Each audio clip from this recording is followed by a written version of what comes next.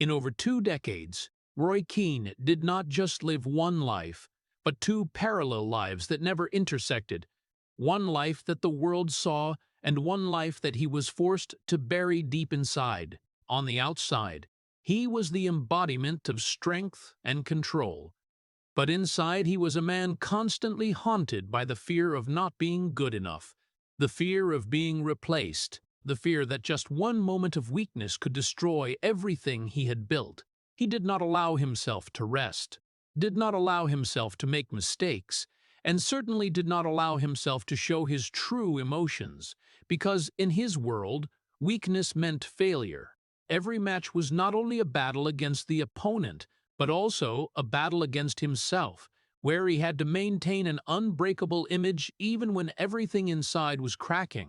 The more successful he became, the greater the pressure, and the wider the gap between those two people grew, turning him into someone who always moved forward but never truly found peace. That was the price of living as an icon, when every gaze demanded that he be strong, while every pain had nowhere to exist except in his own mind. But it was precisely in that tension and harshness that Roy Keane built one of the greatest careers in modern football, especially in the colours of Manchester United under the guidance of Alex Ferguson, where he won 7 Premier League titles, 4 FA Cups, and the pinnacle was the UEFA Champions League in 1999 during the historic treble. He was honoured with the PFA Player of the Year and FUFA Footballer of the Year titles in 2000, affirming his position as the best midfielder in England at that time. In his role as captain, he did not just lead the team with words, but with his own strict standards, becoming the soul of a collective that dominated English football for many years. The Champions League semi-final in 1999 against Juventus, where he played brilliantly even though he knew he would be suspended for the final, became a symbol of his never-surrender spirit. A moment when the whole world had to acknowledge that Roy Keane was not just a player, but the embodiment of willpower and absolute sacrifice. Before continuing with the story, please hit like and leave a heart. That is how you honor a man who has spent his entire life never allowing himself to fall. And do not forget to subscribe to the channel, because behind that iron image is a painful journey that not everyone has the courage to look straight at.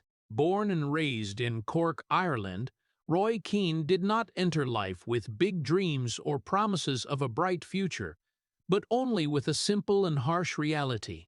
Having to survive in a working-class family where everything had limits, from money and opportunities to even faith. The streets he grew up on did not teach children how to dream, but taught them how to endure, how to stand firm when no one was standing behind them, and how to accept that if you were not strong enough, you would be left behind and no one would look back. From a very young age, Roy Keane was not the child who got attention, not the name that made others stop and look, and certainly not a natural talent that everyone expected. He was just an ordinary boy with a shapeless desire, a vague wish that he had to achieve something, even though he himself did not know exactly what it was. But in an environment like that, desire was not enough, because no one cared what you wanted. They only cared what you could do.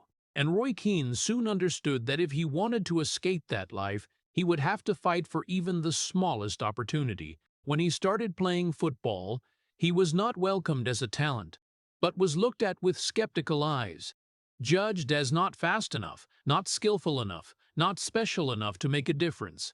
Those trial sessions with youth teams did not bring opportunities, but brought rejection, repeated over and over until it became a familiar part of his youth. Each rejection was not just a door closing, but also a reminder that he was not good enough, that any dream, if it existed, was a luxury for others, not for a boy from Cork who had nothing but stubbornness. But what was different about Roy Keane was that he did not know how to give up, not because he believed he would succeed, but because he could not accept being defeated without fighting back. While many people might choose another path, easier and safer, he chose to keep coming back, to keep trying, to keep accepting another rejection. as if each rejection only made him a little tougher, a little colder, and a little more determined. Gradually, rejection no longer hurt him in the usual way, but became fuel that nourished something deeper, an almost instinctive fighting reflex, where he no longer played football to enjoy it, but played to prove that he deserved to exist in that world. In those years, there was no one standing beside him to say he was good enough, no one to encourage him when he failed, and no one to help him understand that what he was going through was difficult, because in the environment he lived in, that was simply life. And because of that, Roy Keane grew up not with confidence built from praise, but with a hard shell created from silence, from having to stand up on his own after every push without anyone helping. He learned to suppress his emotions, learned not to show weakness, learned to keep everything inside because there was no one there to listen. And, before he even understood what a dream was, he had already learned how to fight to protect something he had not even had the full chance to hold.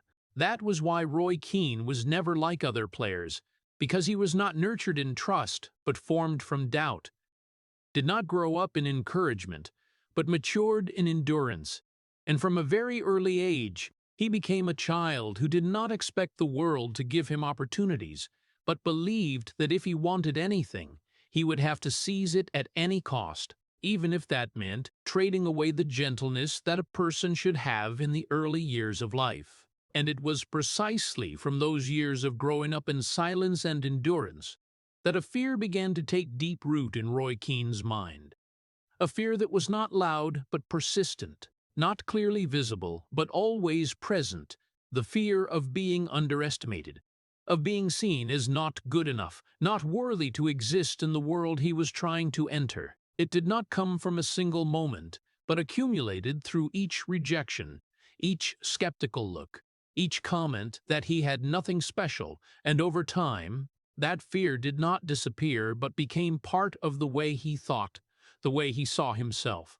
Roy Keane never felt he belonged to the group of players called natural talents, those who stepped onto the field with natural confidence, those who were trusted from the beginning, because he knew he was not like them. He knew he had to do more, run more, fight more just to stand on the same level as them, and that very thought made him never allow himself to stop, never feel enough, no matter how well he did. Each match was not an opportunity to enjoy, but another test, another time to prove that he was not the wrong choice, that he was not the one who would be replaced when things got tough. But the scary thing was that even when he played well, when he contributed, when he helped the team win, he still did not feel relieved, because in his head there was always another voice, a voice reminding him that it was still not enough, that next time he could fail, that with just one mistake, everything he had built would disappear. The fear of being replaced became an obsession, not because anyone told him that every day, but because he had told himself that way too many times. He began to see everything in a more negative light, not because he was pessimistic, but because he believed that if he did not prepare for the worst, he would not be able to survive. Every mistake, no matter how small, was magnified in his mind. Every imperfect match became proof that he had not yet reached the standard he set for himself, and that made him never truly satisfied with any of his performances. That strictness helped him improve, but at the same time it took away his ability to feel joy, because for Roy Keane, victory was not the destination, but only the minimum that had to be achieved. Gradually, his inner life began to separate from the image the world saw. One side was the strong, determined, energetic player, and the other side was the person who always doubted himself, always felt he had to try harder so as not to be left behind. Those two people existed together but never merged into one, and as time went on, the gap between them grew larger, making Roy Keane someone who, even when standing in the middle of the collective, still felt lonely. He did not share that fear with anyone, not because he did not want to, but because he did not know how. Because from a young age he had become accustomed to keeping everything inside, accustomed to facing everything on his own without needing help. And over time, that was no longer a choice but became an instinct, an inseparable part of who he was. That was how Roy Keane existed, not through absolute confidence, but through a fear that never left, a fear that made him always have to move forward, always have to fight, always have to prove that he was worthy, even when no one asked him to do so anymore. And it was precisely that fear, the thing that helped him never stop, that also quietly eroded him from within, making him a person the world admired. But no one truly understood what he had to carry throughout that journey. And when that fear had deeply embedded itself into the way he saw himself, the early years of Roy Keane's career did not bring any sense of liberation at all, but were simply another phase of the same war, where everything still felt unstable, still lacked certainty, and still always placed him in a state of having to prove himself every single day. Starting from the first steps at Cove Ramblers and then moving to the harsher environment at Nottingham Forest, Roy Keane never felt that he had arrived, because in his mind, every opportunity was only temporary, every match was only a test, and if he did not meet the requirements, he could be replaced at any time. There was no room for mistakes, no space to learn comfortably like other players, because for him, a mistake was not part of the development process, but a sign of weakness, and weakness was something he did not allow to exist. That made him step onto the field with a completely different mindset. Not to express himself, not to enjoy football, but to protect his position, to make sure no one had reason to doubt him, to prove that he deserved to stay. And when you play with that kind of mindset, football no longer is joy, but becomes a heavy responsibility, an endless test where you always have to achieve the maximum score just to be allowed to continue. Roy Keane rarely got the feeling of comfort in his development journey because every step forward came with a new pressure.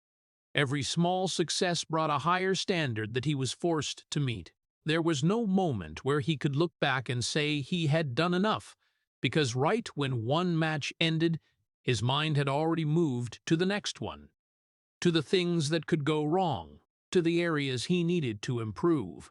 The pressure did not come from one single big event, but accumulated through every small detail, every misplaced pass, every imperfect touch, every moment he felt he had not reached the standard he set for himself. And over time, those small pressures piled up on one another, forming a burden he carried every time he stepped onto the field. A burden no one could see but was always present in every decision, every run, every challenge. The sad thing was that during that process, Roy Keane gradually lost the ability to enjoy football, something that should have been joy, passion, the reason he started in the first place. Instead, he developed a different habit, a fighting habit, where every match was a confrontation, every opponent was a challenge that had to be overcome, and every mistake was a threat that had to be eliminated. He did not play football to feel, but to control, did not compete to express, but to make sure he was not defeated. And when a person lives too long in that state, they no longer know how to return to the original lightness, no longer know the feeling of playing football without pressure, no longer remember how they once loved football before it became an endless war. Roy Keane did not consciously choose this path, but step by step, experience by experience, fear by fear led him here, turning him into a player who was always ready to fight, always in a state of tension, always prepared for the worst. And even though that helped him survive and go further in a harsh environment, it also quietly took away a part of him as a person, the part that could feel joy, the part that could accept imperfection, the part that could stop and breathe. But Roy Keane never allowed himself to stop, because in his world, stopping meant falling behind, and falling behind was something he feared more than anything else. And precisely when Roy Keane began to get used to living in a state of having to fight every day, joining Nottingham Forest did not bring him liberation, but only pushed him into a harsher environment, where everything was tightly controlled, where there was no room for hesitation or weakness, and where every player had to prove their own value if they did not want to be eliminated. Under the guidance of Brian Clough, a man famous for his strong personality and uncompromising standards, Roy Keane stepped into a system that not only trained skills, but also tested the psychological limits of each individual. There was no pampering, no gentle encouragement, only clear demands and constant pressure. And if you could not meet them, you would be replaced without explanation. For someone who already carried the fear of being underestimated from before, that environment was not just a challenge, but a direct confrontation with his own obsession. Roy Keane understood that he could not make mistakes, was not allowed to make mistakes, because even a small mistake could make him lose everything he was trying to hold on to. That made him not only focus on improving his skills, but also control every action of his. From the way he moved, the way he passed the ball, to the way he reacted in every situation. Discipline was no longer a requirement from the outside, but became a part of who he was. A principle he imposed on himself with a level of strictness harsher than anyone else. There was no tolerance for personal errors, and Roy Keane did not seek that tolerance either, because he believed that if he allowed himself to make mistakes without paying the price, he would gradually become weaker, and becoming weaker was something he could not accept. In such an environment, he learned to endure pressure without resisting, without complaining, without seeking sympathy, but simply continued working, continued playing, continued proving that he could exist. But the price of that was, he gradually became more closed off, spoke less, and became more distant from those around him. Because when you always have to keep yourself in a state of control, you no longer have room for naturalness or comfort. Roy Keane was not the only one under pressure in that system, but the way he reacted to it was different. He did not try to adapt by reducing the pressure, but by accepting it completely, turning it into a part of the way he played football. And from there, a playing style began to form. Tough, direct, never avoiding, never stepping back. A style that reflected the person he was, a person who had become used to facing difficulties without trying to escape them. Every challenge, every tackle, every moment on the field carried an intensity not only to win, but also to affirm his presence, to make sure no one could doubt him. But behind that strength was a pressure that never disappeared, a feeling that if he stopped, if he slowed down, if he lost that sharpness, he would be left behind. And so Roy Keane continued moving forward, not because he found joy in it, but because he saw no other choice. The system he entered not only trained him to become a better player, but also shaped the way he saw the world. A world where only strength was respected, where weakness had no place, and where you had to continuously prove your value if you did not want to be forgotten. And in that process, Roy Keane did not only learn how to play football, but learned how to live in a world that never stopped, a world he would carry with him for the rest of his career, and perhaps for the rest of his life. And when he had been forged in an unforgiving environment, the move to Manchester United should have been the moment the dream became reality for Roy Keane. But instead of bringing a sense of liberation, it opened up a greater, heavier, and deeper pressure than anything he had ever experienced before. The record transfer fee at that time was not just a number, but a daily reminder that he had to be worth every penny the club had spent, that he was not allowed to fail, not allowed to slow down, and certainly not allowed to become a mistake. From a player who was just trying to survive, Roy Keane became a name that every eye turned toward, not to wait for him to develop, but to evaluate, to judge, and to look for any sign that he was not worthy of that position. The environment at Manchester United was not only harsher but also more complex, where the best players gathered, where the standard was not just to play well, but to excel, to be consistent, and to withstand the pressure of always being at the highest level. Under the guidance of Alex Ferguson, Roy Keane not only faced professional demands, but also had to adapt to a system where everything was tightly controlled, where every player had to understand their role clearly and execute it with absolute precision. Ferguson was not someone who easily accepted instability, and Roy Keane understood that to survive there, he had to not only meet but exceed those expectations. But the early days were not easy at all, because even though he was used to pressure, Roy Keane still had to face a completely different level, where every mistake was no longer a small detail but became a weakness that was magnified, analyzed, and repeated many times. A misplaced pass, a slow touch, a wrong decision, all of it was seen, remembered, and used to judge him. That made him no longer play football with naturalness, but start overthinking every action, every decision, as if every moment on the field could decide his future. Roy Keane did not allow himself to relax, did not allow himself to make mistakes, and certainly did not allow himself to show any sign of uncertainty, because he believed that if he revealed that, he would be replaced by someone else who was faster, stronger, or simply more suitable. And over time, that pressure not only affected the way he played football, but also the way he saw himself, making him gradually lose the comfort in expressing himself.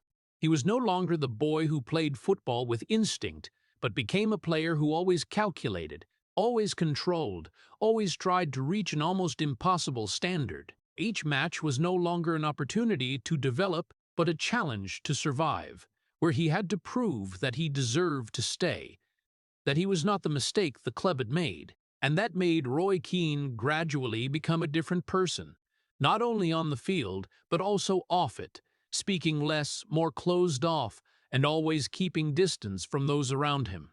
He did not share his difficulties, did not seek support, but continued to face everything alone, the way he had done since he was a child. But the difference was that this time, the pressure came not only from the surrounding environment, but also from himself, from the standards he set for himself, from the fear that if he was not perfect, he would be replaced. And in that process, the dream he had once chased began to carry a price not only measured by sweat or effort, but by the gradual loss of the sense of freedom, of the simple joy of playing football, and of the ability to be himself without worrying about whether he was good enough or not. Roy Keane had achieved what many people dreamed of, but the price to keep it was much greater than what anyone could see from the outside. And then, when he had gone through enough pressure to survive in an unforgiving environment, Roy Keane was given a role that not everyone could carry: the captain's armband of Manchester United, a symbol not only of power but also of absolute responsibility, where he was no longer an individual trying to prove himself, but became the center of an entire collective, the person every eye turned to in the most difficult moments.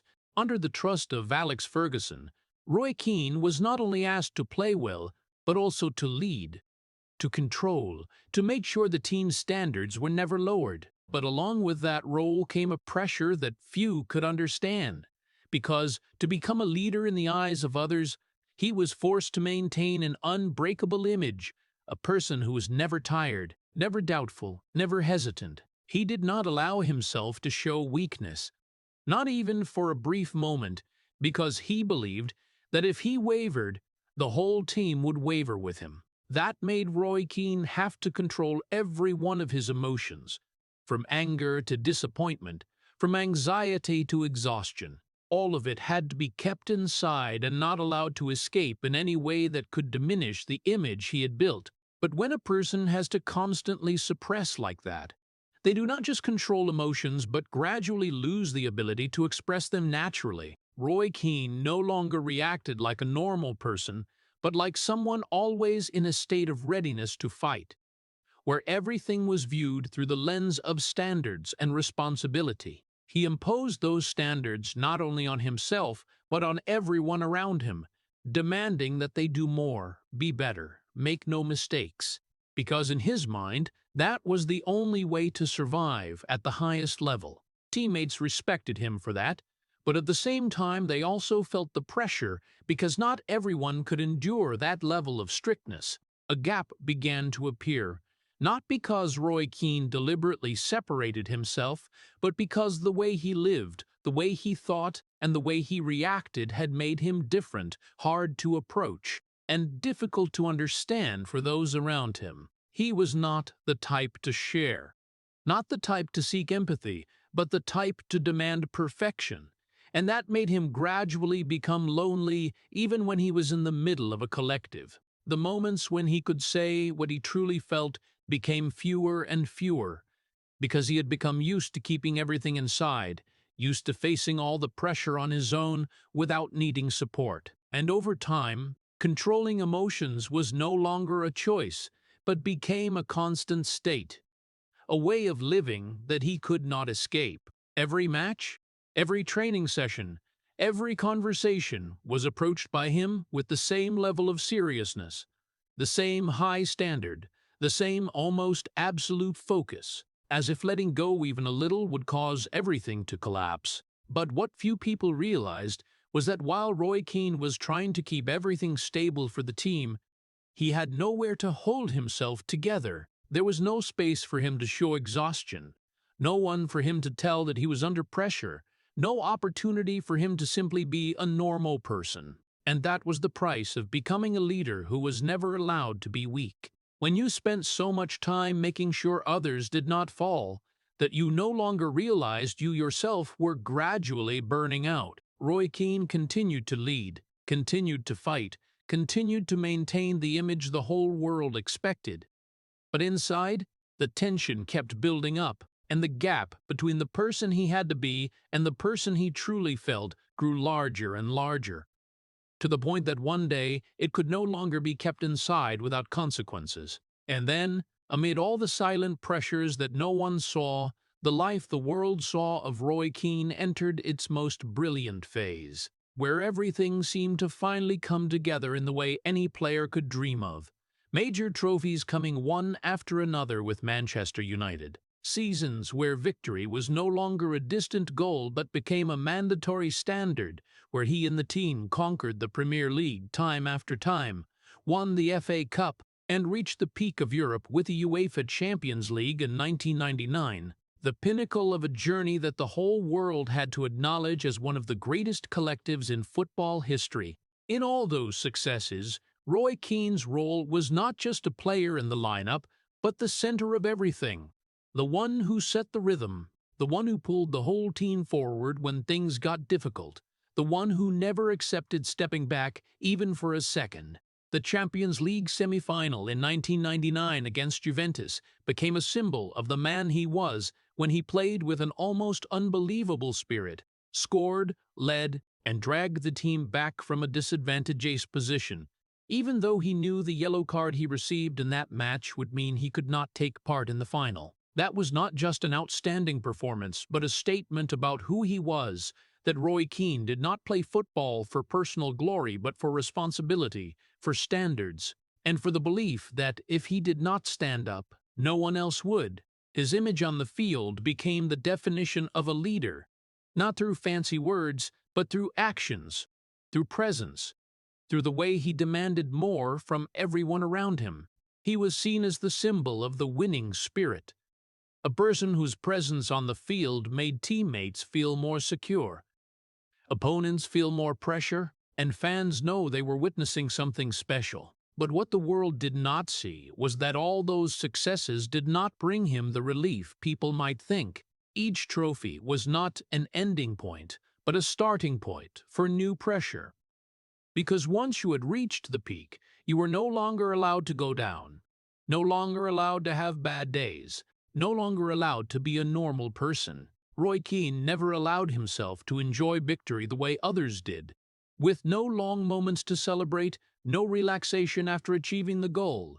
Because right when one trophy was won, his mind had already shifted to the next question, whether he could do it again, whether he could maintain that standard, whether he could ensure the team would not decline. The pressure to maintain the position grew larger and larger, not only from the outside, from fans, from the media, from the club, but also from himself, from the standards he had set for himself and never lowered. That made every season become a new battle, not to reach the peak, but to not fall from it. And when you live too long in that state, success no longer brings joy, but becomes a heavy responsibility, something you have to protect at all costs. Roy Keane became an icon the world honored, But at the same time, he also became a person bound by that very image, someone who could no longer step back, could no longer make mistakes, could no longer be himself in the simplest way. What the world saw was an irreplaceable leader, a person who had helped build one of the greatest teams, a person who had won everything a player could dream of. But behind that image was a man carrying a pressure on his shoulders that no one could share. A person who never allowed himself to rest, never allowed himself to be satisfied, and never allowed himself to be weak.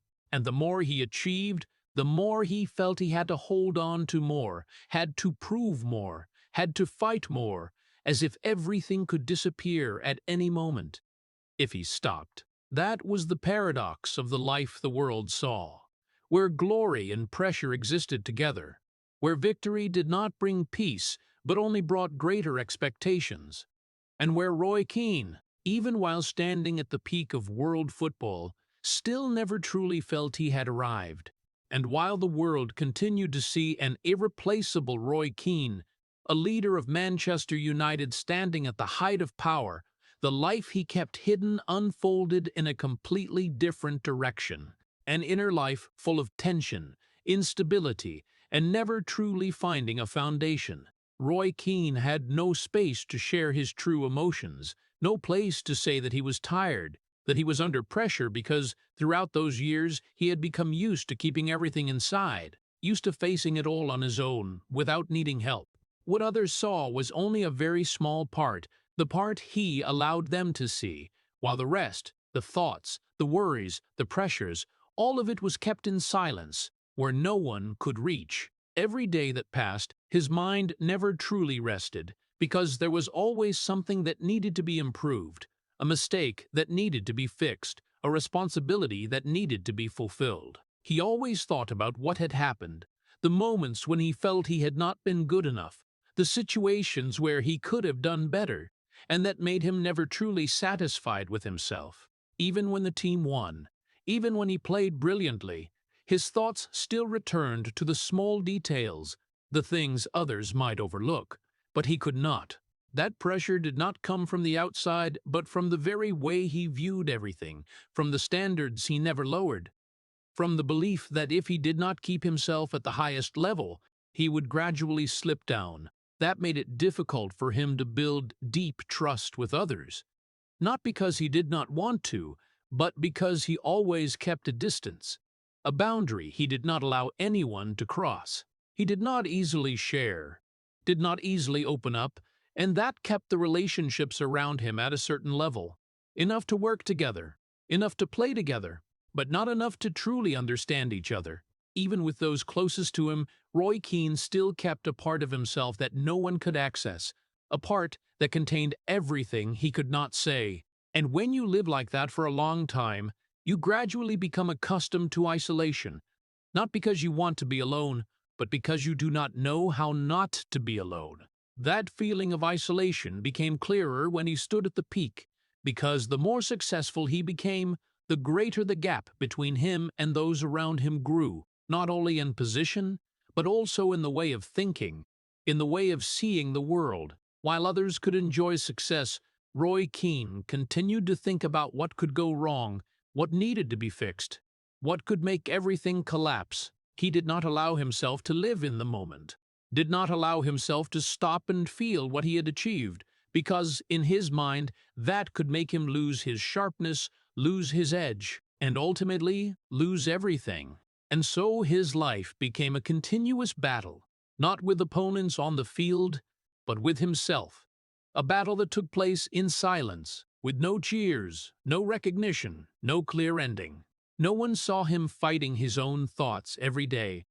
No one saw him having to control every emotion, every reaction to maintain the image he had built. And no one truly understood the price he had to pay to keep everything in a stable state.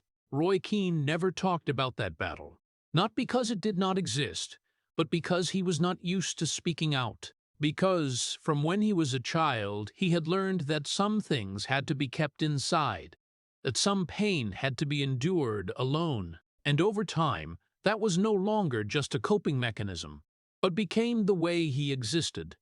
a way of living he could not change even if he wanted to. That was the life he kept hidden, the life no one saw, but it was the life that shaped who he was far more than any trophy or victory. And while the world continued to honor him as a symbol of strength, Roy Keane still carried that battle with him, a battle with no audience, no lights, and no moment that truly ended. And then, amid that non-stop war that no one saw, there was a moment when even Roy Keane's body could no longer endure. A moment when all the control, all the willpower, all the effort seemed no longer enough to keep everything intact. That was the serious knee injury in 1997, a collision that not only knocked him down on the field, but also shook the entire foundation he had built over the years before. In a world where Roy Keane always believed that if he tried hard enough and stayed strong long enough, he could overcome anything, that injury was a cruel reminder that there were things he could not control, that there were limits even he could not break. The long time away from the pitch was not just a physical interruption, but a mental challenge he had never prepared for, because, for the first time in his career, he could not fight in the way he was used to, could not prove himself through challenges, runs, or performances on the field. He was forced to stand on the outside, watching the team play without him, watching everything continue without his presence. And that created a deep worry he could not easily dismiss, the worry that, when he returned, everything might have changed, that his position might no longer be guaranteed, that he might never return to his old form. For a person who always lived with the fear of being replaced, the injury was not just a physical issue, but a direct threat to his entire career, to everything he had fought to achieve. The recovery process was not a simple journey, but a long chain of days full of doubt, where every step forward came with the question of whether it was enough, whether he could come back as before, or whether he would have to accept a weaker version of himself. Roy Keane did not allow himself to think positively in an easy way, because he was used to preparing for the worst, and during those months he had to face a reality he had always tried to avoid, that his body could betray him at any time. But instead of accepting that as a limit, he reacted in the way he always did, by pushing himself further, training more, enduring more, as if by doing enough he could force his body to comply. The pressure during recovery did not come from others, but from himself, from the standards he never lowered, from the belief that if he did not come back stronger, he had failed. And when he finally returned to the pitch, it was not the return of a player relieved for having overcome hardship, but the return of a person who was tougher, colder, and stricter with himself. The injury did not make him weaker, but it changed the way he saw everything, making him realize that time was not on his side, that opportunities were not infinite, and that every match could be one of the last chances for him to prove himself. That made him play with higher intensity, greater determination, and a level of uncompromising attitude that even before he had not reached. But the price of that return was that he allowed himself fewer and fewer mistakes, accepted less and less imperfection, and lived more and more in a state of constant tension. If before he had been strict with himself, after the injury that strictness became an unbreakable principle, a way of living he applied to every aspect of his career. Roy Keane did not just return to continue playing, but to prove that he could not be defeated, that even when his body tried to stop him, he could still overcome it. But in that process, he also pushed himself further away from balance, further away from the ability to accept his own limits, and closer to a state where everything had to be controlled, had to be perfect, had to be maintained at the highest level. And though that return was seen as proof of his willpower and strength, it was also one more step in the journey, where Roy Keane gradually became a person who never allowed himself to rest, never allowed himself to weaken, and never allowed himself to be anything other than the strongest version of himself, even if that meant continuing to fight his own body and mind every single day. And then, when Roy Keane had returned stronger physically, but also harsher mentally, The world around him began to change in a way he could not control. No longer the story of a player fighting himself, but of a man gradually becoming the center of controversies he never really wanted to explain. The most iconic moment of that change came from the collision with Alf Inge Holland, a situation that did not stop at a tackle on the field but brought with it the stories behind it, the suppressed emotions, and a decision that later was seen as a symbol of hot temper and lack of control. For Roy Keane, it was not simply an impulsive act, but the result of what had built up over many years. The clashes, the words, the memories he never forgot, but in the eyes of the world, everything was summarized in one single image: a player losing control, a man acting on emotion without thinking. And from that moment, the way people looked at him began to change. No longer just a tough leader, but an unpredictable personality, someone who could cross the line at any time. But what made everything heavier was not only one situation on the field, but what happened afterward, especially in the Ireland national team colours before the World Cup. 2002, where the conflict between him and the coaching staff could no longer be kept quiet. The direct clash with Mick McCarthy was not a simple argument, but a collision between two completely different views on standards, on preparation, and on what was necessary to play at the highest level. Roy Keane did not accept imperfection, did not accept things he considered not good enough, while the other side saw him as someone creating problems.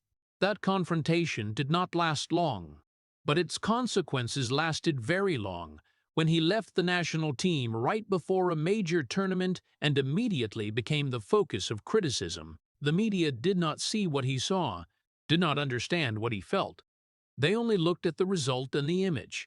And in that story, Roy Keane became the one at fault, the one who turned his back on the team, the one who put his personal ego above the collective. Fans were divided. Some stood by him, but many others turned away, not because they hated him, but because they did not understand the reasons behind those actions.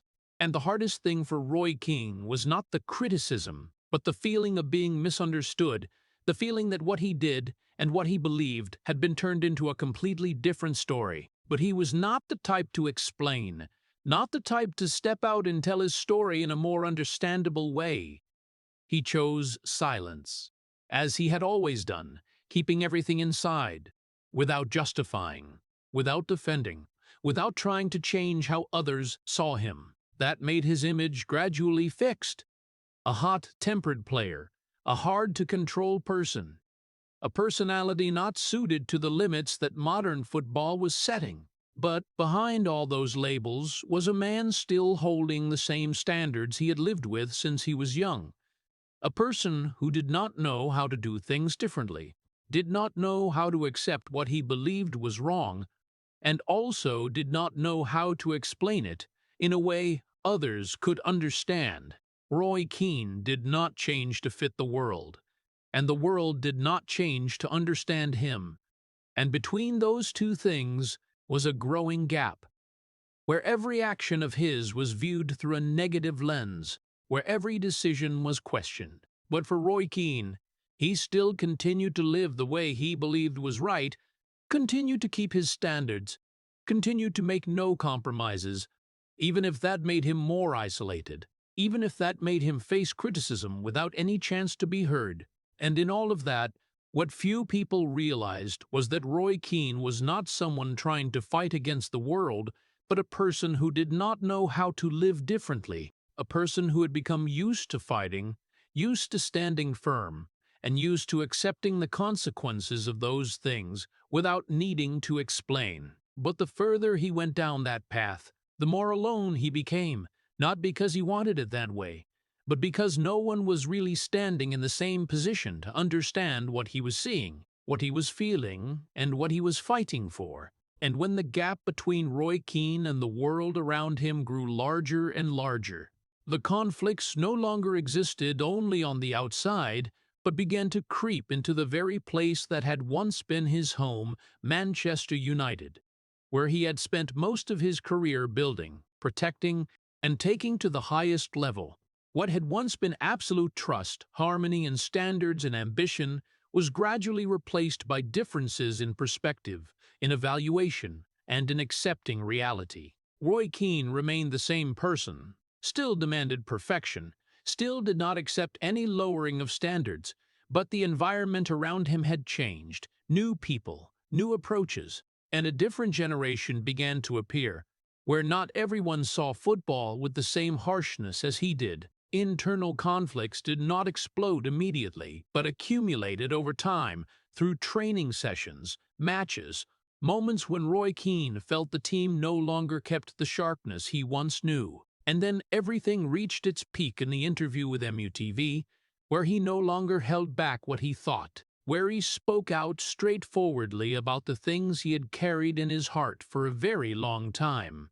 He criticized his teammates, not to hurt them, but because he believed they needed to be better, that the team could not continue if the standards were not maintained. But those words, when made public, were no longer seen as an effort to improve, but became an attack, a sign of dissatisfaction, an action crossing the limit that a captain was allowed. In the eyes of the leadership and many around him, Roy Keane was no longer the defender of standards, but someone breaking the stability. The decision to leave the team did not come from one single moment, but was the result of everything that had built up, and when it happened, it did not bring lightness or relief, but only a tense ending where there was no consensus, no full reconciliation. Roy Keane left Manchester United, not like a legend honored in the final moment, but like a man standing amid controversies, amid unresolved emotions,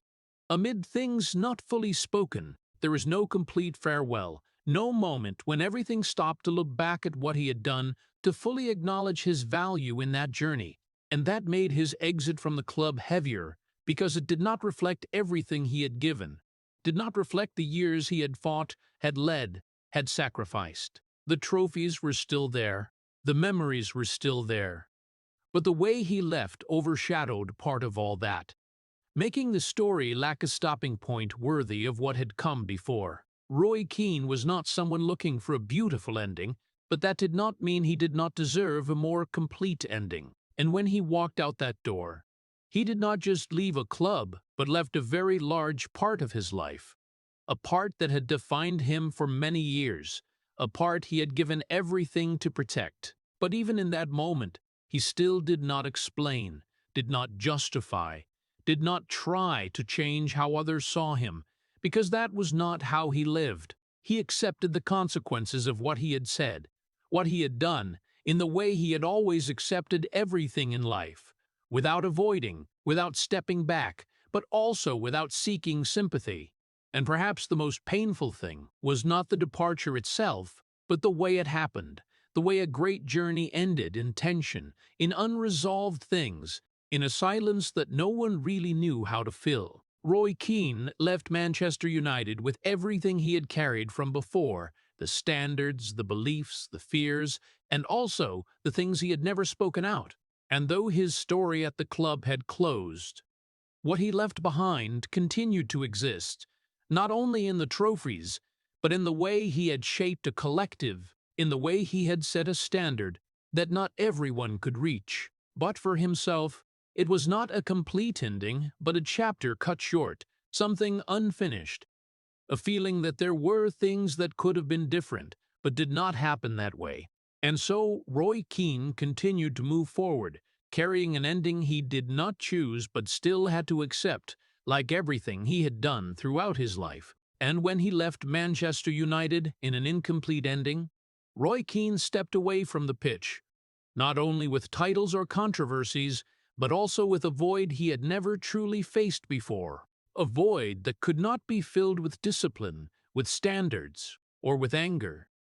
And it was precisely in that silence that family life became the only place where he did not need to fight. Beside his wife, Teresa, and their children, Roy Keane was no longer the captain, no longer the one who had to control everything, no longer the symbol of toughness that the whole world had grown used to seeing, but simply an ordinary man, quiet, reserved, and with no need to prove anything, That private space was completely separate from football, with no cheers, no performance pressure, no judging eyes or questions about form. Only the simple things he had not had the full chance to experience throughout his peak years. Family became the only place where Roy Keane could shed the shells he had built, where he did not need to maintain an image, did not need to control every reaction, and did not need to live by the standards he had imposed on himself. But that did not mean he immediately found peace, because when a person has grown used to living under constant pressure and fighting, stepping into a space without pressure becomes something unfamiliar. Roy Keane was not someone who easily adapted to quietness, not because he did not want to, but because he did not know how. Because for most of his life he had been shaped by battles, by clear goals, by standards that never changed. When those things were gone, he had to face a question he had never had to answer before. Who was he when he no longer had to fight? In the family, he was no longer the one setting standards, but the one trying to fit into a different rhythm of life. A rhythm not measured by wins or losses, but by presence, by simple moments, by being with people who did not see him as an icon, but as a human being. That was a rare peace, something he had not had during all those tense years, but at the same time, it was another challenge, because that peace did not come naturally, but required time to understand, to accept, to learn how to slow down. Roy Keane remained the quiet man, still kept a certain distance, not because he did not care, but because that was the way he had grown used to living, the way he had protected himself in a world where he always felt the need to stay in control. Family gave him a refuge, but it could not instantly change who he was, could not erase the years he had lived under pressure and tension. There were moments when he could feel relief, but there were also moments when he felt lost in that very peace, as if a part of him was still searching for something to fight, a goal to aim for, a reason to keep himself in the state he was familiar with. And that was the paradox in Roy Keane's life, where the thing he needed most, peace, was the hardest thing to grasp, because to truly live in it, he had to learn how to let go of what had shaped him for so many years. But even though the process was not easy, family remained the only place where he could stop, even if only for a short time, where he was not judged, not expected, and not forced to be anyone other than himself. That was where Roy Keane did not need to prove his worth, did not need to protect his position, did not need to fight to exist. And perhaps that was also the only place where he could begin to understand that there was another way to live. A way not based on pressure, not based on perfection, but based on perfection, but based on acceptance. But to reach that, he needed more than time, needed more than patience, and needed to face himself in a way he had never done before. Not as a warrior, but as a human being. And then, as the quiet years beside his family gradually passed, Roy Keane still could not completely separate himself from the world of football, because it was not only a profession, but something that had shaped who he was throughout his life.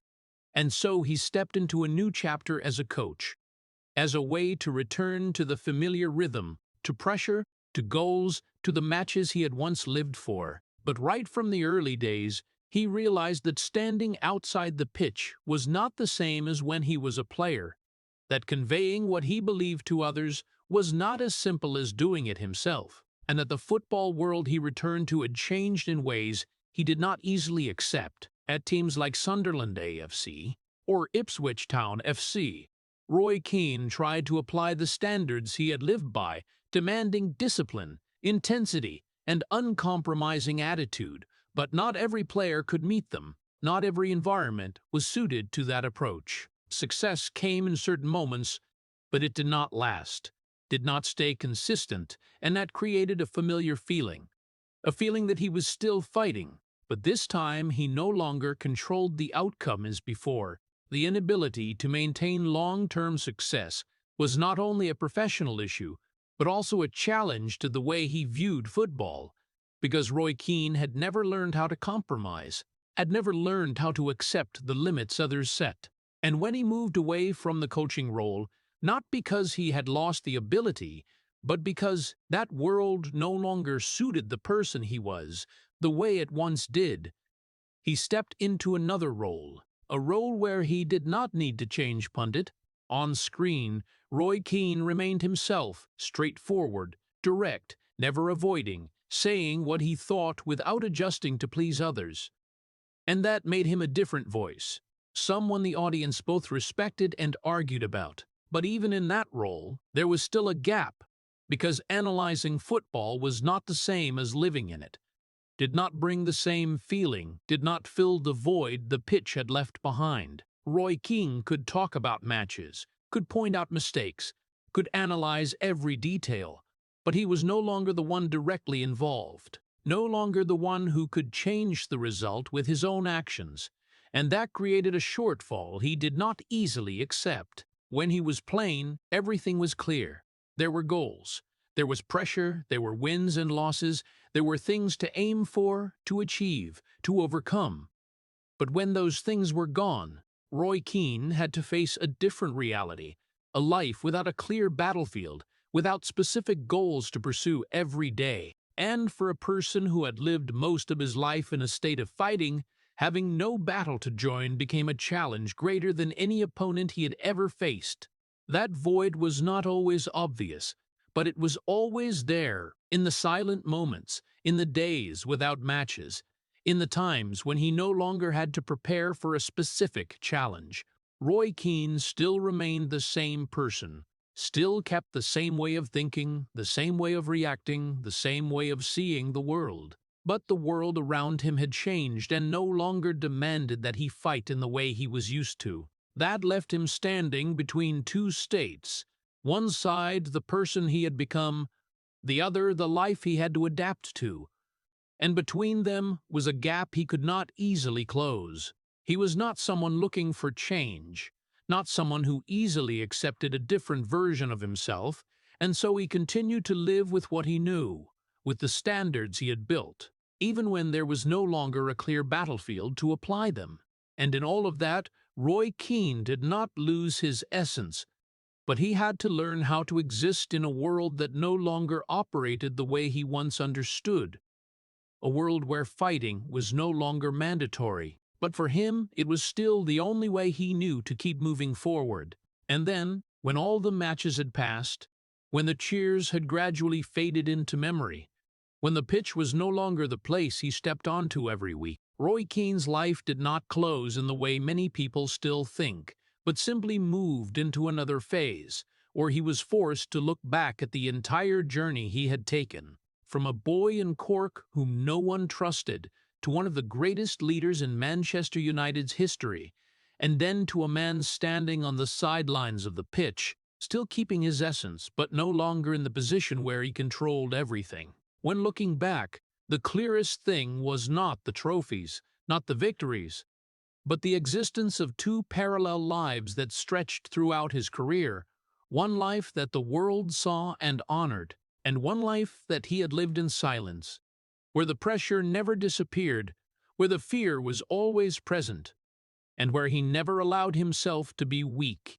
Those two lives never merged into one, never found balance, but always pulled him in two different directions, making him a strong person in the eyes of others, but always tense in his own mind. Success did not erase what he had carried from before, did not soothe the fear of being underestimated, did not make the feeling that he had to keep proving himself disappear, and did not bring the peace that people usually associate with victory. Each title was only a moment, while the pressure lasted, sank deep into the way he thought, the way he reacted, the way he saw everything around him. Roy Keane never learned how to stop, never learned how to accept that he had done enough, because throughout his life he had always lived with the belief that if he stopped, if he let go, everything would disappear.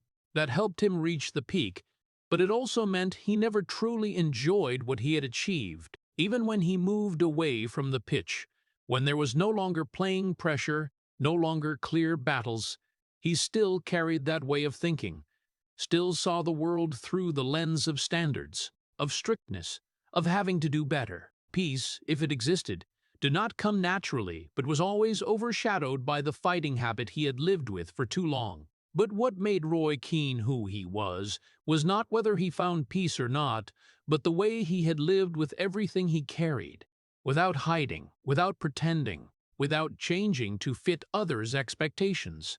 His legacy was not only in the cups, the titles, or the matches people still talk about, but in the standard he had set, in the honesty he maintained, in the way he never compromised with what he believed was right. He was not a perfect person, not an easy story, but that was exactly what made him different, what made him a symbol, not because he was always right, but because he was always himself, no matter what price he had to pay. Roy Keane did not learn how to become gentler, did not learn how to soften the edges in his personality, and perhaps he did not want to either, because that was what had brought him to where he once stood.